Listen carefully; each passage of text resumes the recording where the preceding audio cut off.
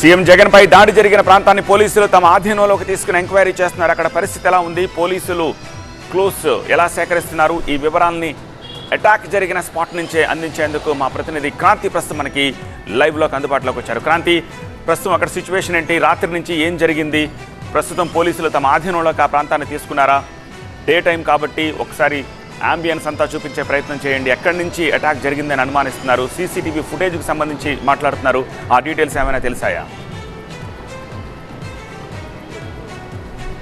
ఇప్పుడు ఏదైతే రాత్రి దాడి జరిగిందో ఎగ్జాక్ట్గా ఆ ప్లేస్లోనే మనం ఉన్నాము. సో ఇది విజయవాడ ఎంటర్ అవ్వడానికి దాదాపు నిన్న సాయంత్రం 5 గంటల సమయం పడితే అక్కడ నుంచి విజయవాడలో ఎంటర్ అయిన తర్వాత మా సిద్ధం బస్సు యాత్ర సింగనగర్ ప్రజెంట్ మనం ఉన్నటువంటి ప్లేస్ డాబాకొట్టుల సెంటర్ నుంచి ముందుకు వస్తే గంగానమ్మ గుడి ప్లేస్ ఏరియా ఇదంతా కూడా ఎగ్జాక్ట్ మనం ఏదైతే ప్లేస్ ఉన్నామో ఇక్కడ రావడానికి దాదాపు 3 గంటల సమయం పట్టింది. ఏదైతే మనం విజువల్స్లో చూస్తున్నామో విజువల్స్లో చూస్తున్నటువంటి ఈ ప్లేస్లోనే జగన్ పైన రాత్రి దాడి జరిగినటువంటి పరిస్థితి అయితే మనం ఇక్కడ 8-10 సమయంలో దాడి జరిగినట్టుగా గుర్తించారు. ముఖ్యంగా ఇక్కడ పక్కన ఉన్నటువంటి స్కూల్ ఏదైతే ఉందో ఈ స్కూల్ మీదే అనుమానాలు వ్యక్తమవుతున్నాయి. సో ఈ స్కూల్లోనే ఎవరైనా దాగుండి ఖచ్చితంగా టార్గెటెడ్గా దాడి చేశారు అనేటటువంటి అనుమానాలు కూడా వ్యక్తమవుతున్నటువంటి పరిస్థితి కనిపిస్తుంది. సో నిన్న రాత్రి జరిగినటువంటి సమయంలో మనం విజువల్స్లో క్లియర్గా చూసాము. ఏదైతే మనం నుంచినటువంటి ప్లేస్ నుంచి ముందుకు వస్తున్నటువంటి సమయంలో ఎడమ కంటి వైపుగా దాడి జరిగి ఇలా పక్కకు జరిగినటువంటి పరిస్థితి కనిపిస్తుంది. కాబట్టి సో ఇటు నుంచి ఇటువైపుగా స్కూల్ వైపు నుంచి కానీ లేదంటే ఇక్కడ రోడ్ సైడ్ మొత్తం అంతా కూడా ఎక్కడెక్కడ పబ్లిక్ భారీ ఎత్తున క్రౌడ్ ఉన్నారు. దాదాపు 50 నుంచి 100 మంది వరకు కూడా కింద క్రౌడ్ ఉన్నారు. అండ్ అలాగే పైన మన స్కూల్ దగ్గర చూస్తే కనుక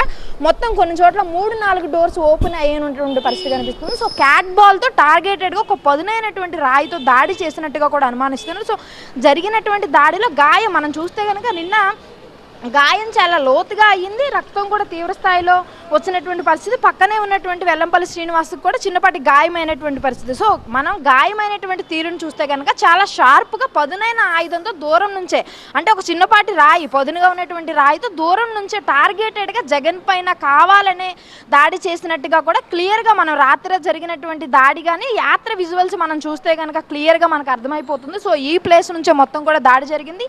ఈ స్కూల్ పైన అండ్ అలాగే ఈ పక్కన ఉన్న ప్లేస్ పైన కూడా అనుమానాలు వ్యక్తం చేస్తున్నారు. కాబట్టి దీనికి సంబంధించి పూర్తి స్థాయిలో పోలీసులు రాత్రి దాదాపు 2:30 వరకు కూడా ఈ ప్లేస్ మొత్తాన్ని ఆధీనంలోకి తీసుకుని దర్యాప్తు ఎంక్వైరీ కూడా చేయడం జరిగింది. అసలు ఇక్కడ దాడి జరిగినటువంటి సమయంలో ఇక్కడ ఎవరెవరు ఉన్నారు ఓవరాల్గా చూసుకుంటే కనుక ఈ ప్లేస్ మొత్తం కూడా ఎక్కువగా కొంచెం క్రైమ్ ఉండేటటువంటి ఏరియా, క్రైమ్ రేట్ ఎక్కువగా ఉండేటువంటి ఏరియా అని చెప్పాలి. గంజాయి బ్లేడ్ బ్యాచ్ ఎక్కువగా ఉండేటటువంటి ఏరియా. అండ్ అలాగే రాత్రి యాత్ర జరుగుతున్నటువంటి సమయంలో ఈ ఏరియా మొత్తం కూడా పవర్ కట్ అయి ఉంది. కాబట్టి సో ఆ పవర్ కట్ అయి ఉన్నటువంటి దాన్ని ఆసరాగా చేసుకుని దాడి చేసినట్టుగా కూడా అనుమానిస్తున్నారు. సో ఇక్కడ మనం చూస్తే కనుక ఎక్కడ కూడా సీసీ కెమెరాస్ కూడా కనిపిస్తున్నటువంటి పరిస్థితి లేదు. ఏ పోల్కి కానీ సెంటర్లో మనం చూస్తున్నటువంటి దాదాపు 30 మీటర్స్ రేడియస్లో ఎక్కడా కూడా సీసీ కెమెరాస్ లేవు. సో ఓవరాల్గా ఈ స్కూల్ టార్గెట్ కానీ దాడి జరిగింది కాబట్టి ఇది మెయిన్ రోడ్. సో ఇక్కడ నుంచి చుట్టుపక్కల ఎక్కడా కూడా సీసీ కెమెరాలు లేవు, కరెంట్ లేదు.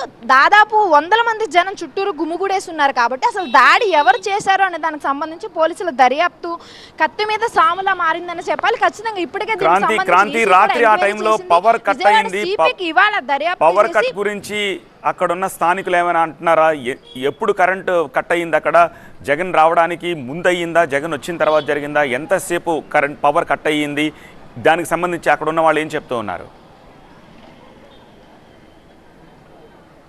పవర్ కట్కి సంబంధించి అయితే ఈ ఏరియాలోకి ఏదైతే సింగనగర్ ఏరియాలోకి ఎంటర్ అయిన తర్వాత దాదాపు పలుమార్లు పవర్ కట్ అయి రిపీటెడ్గా వస్తుంది అని కూడా నిన్న రాత్రి జగన్ పక్కన ఉన్నటువంటి నేతలు, వైసీపీ నేతలు అందరూ కూడా మనకు చెప్తూనే వచ్చారు. సో దీనికి సంబంధించి పోలీసుల నుంచి మనకు అందుతున్నటువంటి సమాచారం ప్రకారం చూసుకుంటే పైన మనం చూస్తే కనుక రోడ్డుకి పైన కరెంటు పోల్ నుంచి రోడ్డుకి అడ్డంగా కొన్ని కరెంటు వైర్స్ వెళ్ళున్నాయి. కాబట్టి సభకి ఇబ్బంది కలగకుండా ఎక్కడైనా కరెంటు వైర్లు తగిలి ఇబ్బంది కలుగుతుందని కరెంట్ కట్ చేశారు అని కూడా పోలీసుల నుంచి సమాచారం అందుతుంది. కానీ మరోపక్క వైసీపీ నేతల నుంచి మనం చూసుకుంటే కనుక కావాలనే ఇది టార్గెటెడ్గా కుట్రపూరితంగానే ఈ దాడి జరిగింది, పవర్ కట్ కూడా అందులో భాగంగానే అయింది. మేమంతా సిద్ధం బస్సు యాత్ర ఇప్పుడు చాలా చోట్ల జరిగినా కూడా ఎక్కడ కూడా ఇలాంటి సమస్యలు ఎదురవ్వలేదు. కానీ విజయవాడ ఎంటర్ అయిన తర్వాత మాత్రమే పలుమార్లు వరుసగా కరెంట్లు పోవడం, కొన్ని నిమిషాల పాటు కరెంటు పోతూ వచ్చింది. సో ఇది రిపీటెడ్గా జరిగింది కాబట్టి ఖచ్చితంగా కుట్రపూరితంగానే జరిగిందని చెప్తున్నారు. సో దీనికి సంబంధించి పోలీసులు కూడా రాత్రి క్లారిఫికేషన్ ఇచ్చారు. సో సిద్ధం సభకు సంబంధించి ఇబ్బందులు, ఈ యాత్రకు సంబంధించి రోడ్ షో నేపథ్యంలో భారీగా ప్రజలు గుమ్ముగూడతారు. అండ్ అలాగే బస్సు